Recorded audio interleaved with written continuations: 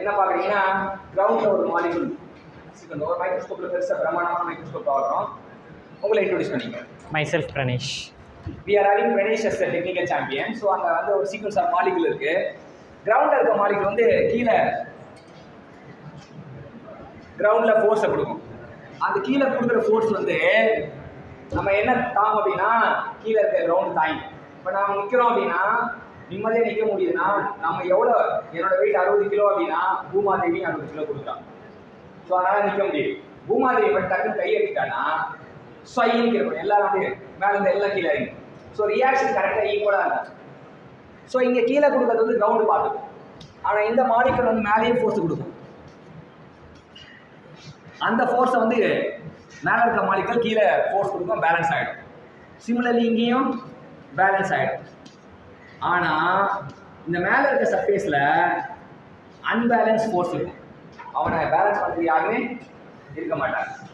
So கீழே இருக்க molecule கிரவுண்டுக்கு கொடுத்தா நலிஃபை ஆகிடும். நடுவில் இன்வீட்டுக்கு வந்து பேலன்ஸாக இருக்குது. ஆனால் மேலே இருக்க சர்ஃபேஸ்க்கு பேர் ஃப்ரீ சர்ஃபேஸ்க்கு பேர். காற்றாட இருக்கு இல்லையா, தண்ணி படுமா, ஆற்றுலாம் குளிக்க போகிறோம், கடல்லாம் குளிக்க போகிறோம். மேலே காற்று படுற மாதிரி இருக்க சர்ஃபேஸ் பேர் நம்ம தண்ணி வைக்கிறோம். மேலே இருக்க சர்ஃபேஸ் பேர் ஃப்ரீ சர்ஃபேஸ். அந்த ஃப்ரீ சர்ஃபேஸில் யூ கேன் அப்சர்வ் த என்ன இது unbalanced force. The unbalanced force acting on the free surface per unit length. அதான் சர்ஃபேஸ் டென்ஷன். இப்போ ஃபார்முலா இவனையும் வந்து ஃப்ளூயிட் மெக்கானிக்ஸில் சென்டர் மெட்டீரியலில் ஸ்ட்ரெஸ் எப்படி நோட்டேட் பண்ணோம்? சிக்மா. இங்கே சர்ஃபேஸ் டென்ஷனையும் வந்து நம்ம என்ன பண்ணுறோம்? சிக்மா தான் நோட்டேட் பண்ணுறோம். சார் அப்போ சிக்மானா நீங்கள் வந்து ஸ்ட்ரெஸ் ஆச்சு சார், அது அந்த படம் மாதிரி ஆச்சு. ஃப்ளூயிட் மெக்கானிக்ஸில் சிக்மானா யாரு? Surface tension. ஃபார்முலா படி பார்த்தீங்கன்னா it is force per unit. Unit பார்த்தீங்கன்னா நியூட்டன் பர் மீட்டர். டைமென்ஷன் பார்த்தீங்கன்னா mt பவர். எப்பவுமே ஒரு வேல்யூ தெரிஞ்சிட்டீங்கன்னா அதோட யூனிட் தெரிஞ்சிங்க. சர்ஃபேஸ் யூனிட் என்ன?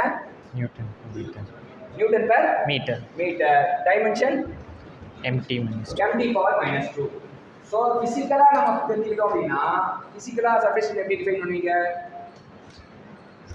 unbalanced force acting on the free surface per unit length. Super. ஃபார்முலாவாக எப்படி டிஃபைன் பண்ணுவீங்க? Force per unit length. கீழே இருக்கவங்க வந்து எப்பவுமே யூனிட் சொல்லணும்.